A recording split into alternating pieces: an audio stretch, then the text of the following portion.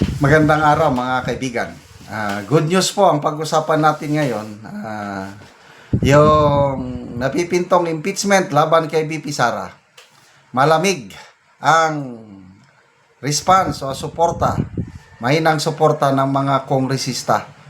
Both impeachment laban kay Pangulong Marcos Jr. at impeachment laban kay VP Sara. Parang ayaw na ng mga kongresistang suportahan.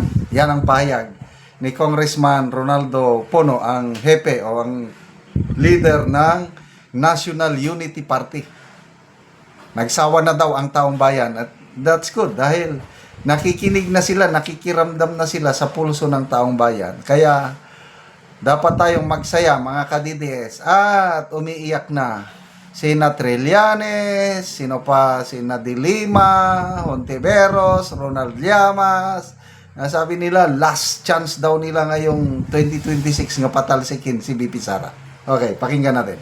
Namin, may magfa-file ng impeachment complaint laban kay Pangulong Bongbong Marcos sa Congressman Puno. Anong basa ninyo? Sa palagay niya, iuusad ba yan? Alam mo, sa akin at sa maraming nakakausap ko, no, parang sa Congress, parang sawa na kami sa impeachment eh.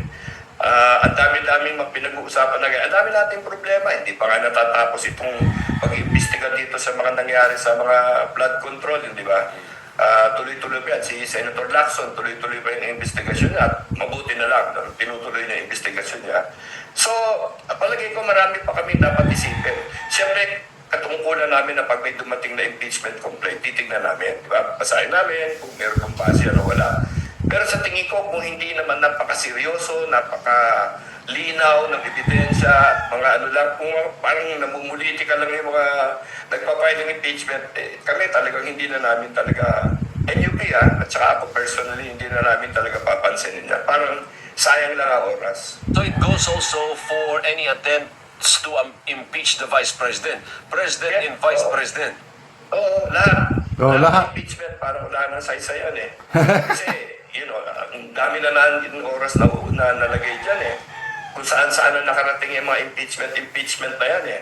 Tapos ang nakikita natin, siguro, hindi siguro malinaw at hindi gusto ng tao talaga kasi walang dinadatnan eh.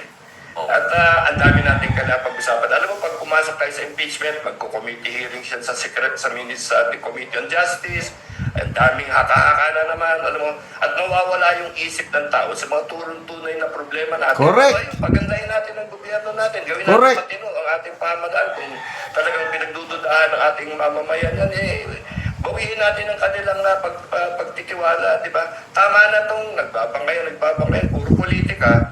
Na alam naman natin walang pupunta, di ba? Kasi yung Senado ngayon sa tingin ko, mahirap na may ma-impeach dyan eh. So pwede na may mag-i-sponsor, di ba? May mag-i-sponsor din naman talaga niyan. Pero yung usad, malamang hindi uusad yan at mauwi sa talagang impeachment.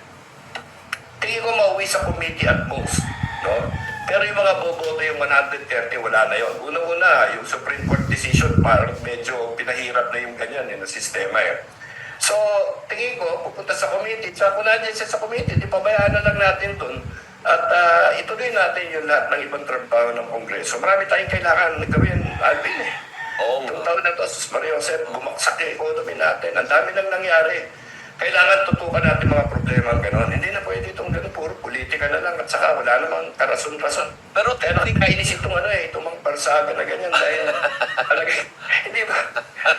Pero technically kung pwedeng sabayan, ibig sabihin, sabay na nasa komite yung impeachment laban sa presidente at sa vice-presidente, okay lang yun, kakayaning asikasuhin ng chairman ng komite yun.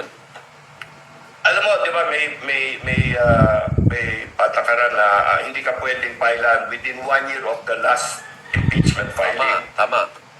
So, ang kay Vice President mo, ang matatapos yung 1 year period sa February. Kaya naririnig ko na marami nag-iisip-isip. Ngayon, yung kay Pangulong Marcos, ang alam ko I might be wrong. Ang alam ko, bandang May na file yung laban sa kanya. So, wala pang 1 year. Mayo pa yun. So, baka hindi magkasabay. Ayun, so mauuna yung kay Duterte kung sakasakali man, no? Kung meron naman. Oo. Pero sabi mo, yung National Unity Party, kayong pinakamalaki dyan sa Kamara, hindi kayo susuporta dyan. Sa tingin ko hindi. Wow. Tingnan natin, depende siyempre sa ano, no, sa complaint. Pero kung yung walang bago, walang magdiin na ebidensya, hindi naman mukhang, malinaw, gano'n palagay ko. Hindi. Pero yung 130 na pirmahan, yan, sigurado ko hindi kami sasali dyan. Wow! Tito, tapos ko po. Ah. So, malaki itong National Unity Party, malaki sila. I think pangalawang pinakamalaki sunod sa lakas CMD ni Martin Romualdez. So hindi makakagather ng 130 signatures. Hanggang committee level lang yung impeachment na isasampa kay BP Sara. Di ba? Oh. So, itong sinasabi ni na Trillanes, ni Natinio, yung Makabayan Black, yan ang mga nagpupursige na this is our last chance this year. Last chance na natin natanggalin si BP Sara. Pag hindi natin natanggal this year through impeachment, wala na. Unstoppable na si Sara Duterte 27-28. Yun na. So ano ngayon? Dalawa nang nagsabi, yan, Congressman Puno. Malaki ang influence niya dyan sa ano. Tapos si Congressman Abante, ganyan din ang sinasabi niya. Malamig ang simoy ng hangin. Dahil nakikita daw ng mga kapwa nila kongresista na walang mangyayari sa Senado. Kahit iakyat pa nila ang impeachment case ni BP Sara sa Senado, matatalo rin sa Senado. So, why would they risk their political career malapit ng 2028? Kitang-kita naman na ang lakas ni BP Sara sa mga surveys, lalo na Visayas and Mindanao. Ilan yung approval rating ni BP Sara sa Mindanao? 97%. Si BBM, 7% lang. Sa Visayas, 65% ang approval rating ni ano. Sa NCR, mas mataas ang approval rating ni BP Sara, 43% ata, kumpara kay BBM, 32% lang. Nangunguna na si BP Sara. Tapos, i-impeach mo yung sikat na kandidato. Kaya wais din itong mga kongresista. Tama yan. Kaya, magsaya na tayo. Masaya ang ating BP Sara. Lumuluha itong si Trillanes sa Hontiveros, Tinio, Llamas at iba pa. Salamat mga kaibigan sa inyong pagsubaybay sa ating channel. Nakakatulong kayo ng malaki sa tribong Talanding ng Bukidnon dahil ang sweldo natin sa channel na ito is pantulong sa tribo. Namimigay tayo ng libreng yero at pako para makapagpatayo sila ng mas maayos na tirahan. Panoorin nyo ang video na ito. Hello mga ka-viewers, live ta karon mo ni ang matabangan atugsin si Kuya. Salamat tayo. Salamat tayo. Kahinawa nga sin. So si Kuya, so mo ni ang balay. Ato pa niya. Salamat tayo. So mo ni ang balay ni Kuya ng atupan sa lahat gihatag sa iyang yero. So nagatok na gid si Kuya. So mo ni ang balay ni Kuya ngayon gipatindog.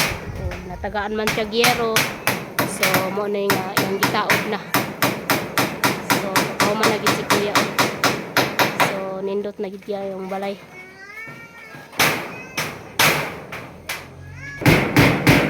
So nindot ka no kay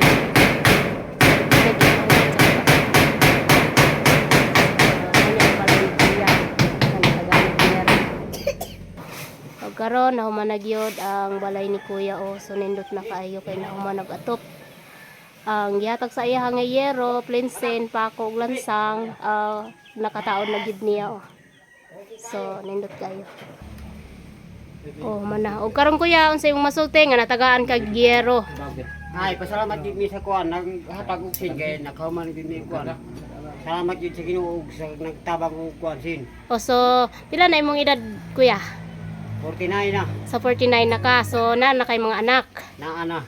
So, asa imong mga anak Kuya? Nag-eskwela. So nang eskwela pa sila. So, unsa imong pangunabuhian Kuya? Nganong karon pa man maatupan imong balay? kuan na gyud mag-uma. So mag-uuma lang ka kuya. So si kuya mag-uuma lang so dako kayang pasalamat kay natabangan siya og nakaatop siya sa iyang balay og yero.